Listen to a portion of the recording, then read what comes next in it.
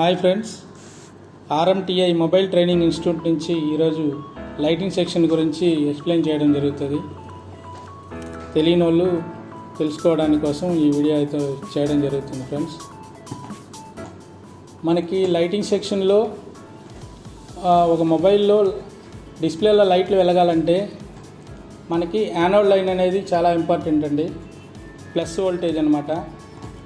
Cathode అన్నది negative voltage. ఈ voltage ఎంత ఇంక్రీజ్ అవ్వాలి, మన డిస్ప్లేలో ఎంత బ్రైట్నెస్ ఉండాలి, ఎంత తక్కువ చేసుకోవాలన్నా ఎక్కువ చేసుకోవాలన్నా దాన్ని కంట్రోల్ చేయడానికని మనకి క్యాప్సీ లైన్ అనేది ఒకటి డిస్ప్లేలో ఇంటర్నల్గా ఒక సర్క్యూట్ ఉంటుంది. దాని ద్వారా మనకి ఐసీకి అనేది ఫీడ్బ్యాక్ వోల్టేజ్గా వెళ్తుందండి. ఇప్పుడు ఈ ఐసీ ఎలా పనిచేస్తుంది ఒకసారి చూద్దాము. ఈ ఐసీ పనిచేయడానికి ముందుగా విపిహెచ్ వోల్టేజ్ అనేది ఇన్పుట్ అయితే రావడం జరిగింది పిన్ నెంబర్ 6కి. అదే వోల్టేజ్ ఒక బూస్ట్ కాయిల్ ద్వారా ఒక డయోడ్ ద్వారా కనెక్టర్కి అయితే వెళ్ళడం జరిగింది. ఇది నార్మల్గా 4.2 వోల్టేజ్ అనేది రావడం జరుగుతుందండి. విపిహెచ్ వోల్టేజ్ మనకి సాధారణంగా డిస్ప్లేలో లైట్ వెలగాలంటే మినిమం 15 to 25, 30 వోల్టేజ్ అనేది డిపెండ్ అపాన్ మోడల్స్ని బట్టి వోల్టేజ్ అనేది ఉంటుందండి. ఈ వోల్టేజ్ని మనం ఇక్కడ 4.2 వోల్టేజ్ని 20, 25, 30 వోల్ట్కి ఇంక్రీజ్ చేయాలంటే దానికి కొంత సర్క్యూట్ అనేది వర్క్ అవ్వడం అయితే జరుగుతుంది. దానికి ఈ 6 లెగ్ ఐసీ అనేది యూజ్ చేస్తారండి. ఏ విధంగా మనకి వోల్టేజ్ అనేది ఇంక్రీజ్ అవుతుంది అనేది ఒకసారి చూద్దాము. ఇక్కడ వర్కింగ్ వోల్టేజ్ ఇన్పుట్ అయింది. ఇది బూస్ట్ కాయిల్ అండి. బూస్ట్ కాయిల్ ద్వారా మనకి వచ్చిన వోల్టేజీ పిన్ నెంబర్ 4 దగ్గర స్విచ్చింగ్ లైన్ అంటే ఈ కాయిల్ని వచ్చిన వోల్టేజ్ తీసుకొని ఈ కాయిల్ ద్వారా వోల్టేజ్ని ఇంక్రీజ్ చేయాలి, మ్యాగ్నెటిక్ ఫీల్డ్ అనేది ఇంక్రీజ్ చేయాలి. దానికి ఈ స్విచ్చింగ్ లైన్ అనేది యూజ్ చేస్తారండి. ఈ స్విచ్చింగ్ లైను ఆన్ ఆఫ్ జరగడం ద్వారా మనకి ఈ బూస్ట్ కాయిల్ అనేది మ్యాగ్నెటిక్ ఫీల్డ్ని జనరేట్ చేస్తుంది. మ్యాగ్నెటిక్ ఫీల్డ్ అనేది మనకి ఎలక్ట్రానిక్స్ గురించి కరెంటు గురించి తెలిసిన వాళ్ళకి ఒక ఐడియా ఉంటుంది. మ్యాగ్నెటిక్ ఫీల్డ్ అంటే అది ఏసీ పల్స్లో జనరేట్ అవుతుందండి.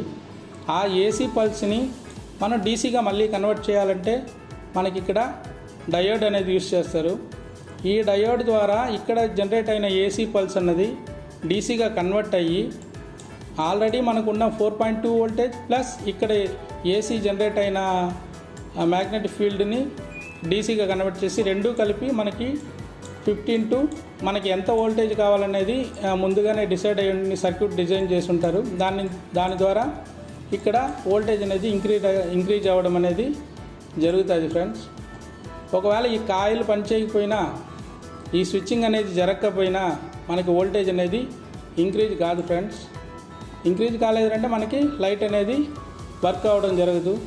ఒకవేళ ఈ డయోడ్ అనేది పాడైందంటే ఇక్కడ జనరేట్ అయిన ఏసీ పల్స్ని డీసీగా కన్వర్ట్ చేయడం జరగదు. అలాంటప్పుడు కూడా మనకి లైటింగ్ అనేది వెలగడం జరగదు. Friends, at the same time మనకి ఇక్కడ కెపాసిటర్లు ఉంటాయి. 2 కెపాసిటర్లు, హై వోల్టేజ్ కెపాసిటర్లు ఉంటాయి. ఇక్కడ వచ్చిన వోల్టేజ్లో ఏదైనా ఏసీ పల్స్ ఏదైనా మిస్ అయ్యి డయోడ్ ద్వారా మిస్ అయిన వోల్టేజ్ ఏసీ పల్స్ని ఈ కెపాసిటర్ ద్వారా ఫిల్టర్ చేయడం అనేది జరుగుతుంది. ఫ్రెండ్స్, ఈ విధంగా మనకి ఇచ్చిన 4.2 వోల్టేజ్ 20 వోల్ట్స్ దాకా ఇంక్రీజ్ అవ్వడం అనేది జరుగుతుంది.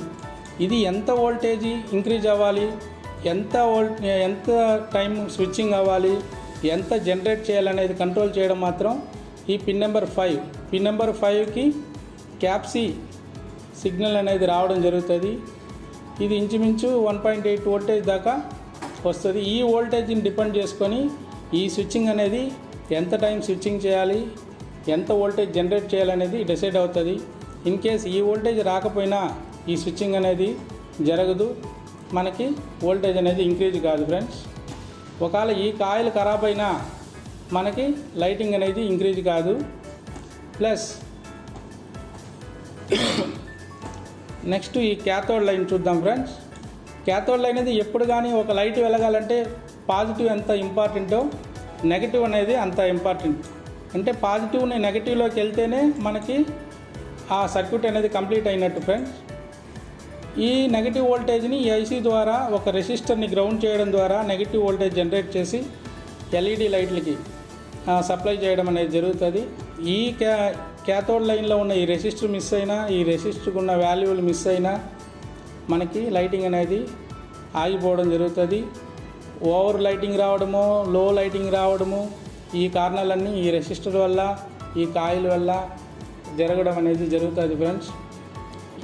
ఇవి ఎలా చెక్ చేయాలి, ట్రబుల్ షూటింగ్ ఎలా చేయాలి, కాంపోనెంట్స్ ఎలా చెక్ చేయాలి, ఇవన్నీ మా స్టూడెంట్స్కి అయితే లైవ్లో ప్రాక్టికల్ చేసి చూపించడం అయితే జరుగుతుంది.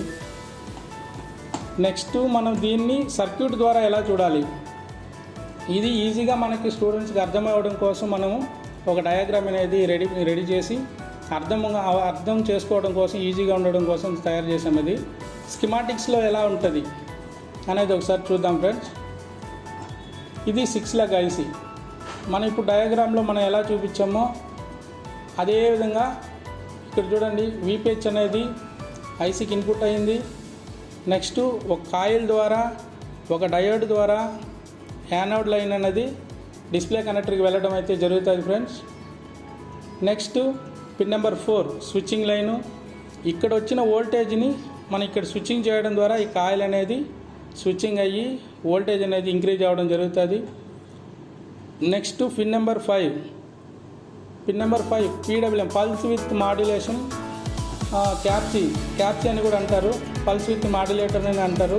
ఇది డిస్ప్లే కనెక్టర్ నుంచి మనకి ఇక్కడ సిగ్నల్ రావడం అనేది జరుగుతుంది ఫ్రెండ్స్. ఈ సిగ్నల్ రాకపోయినా మనకి ఇక్కడ వోల్టేజ్ అనేది ఇంక్రీజ్ కాదు, ఇది స్విచ్చింగ్ అనేది కరెక్ట్గా జరగదు.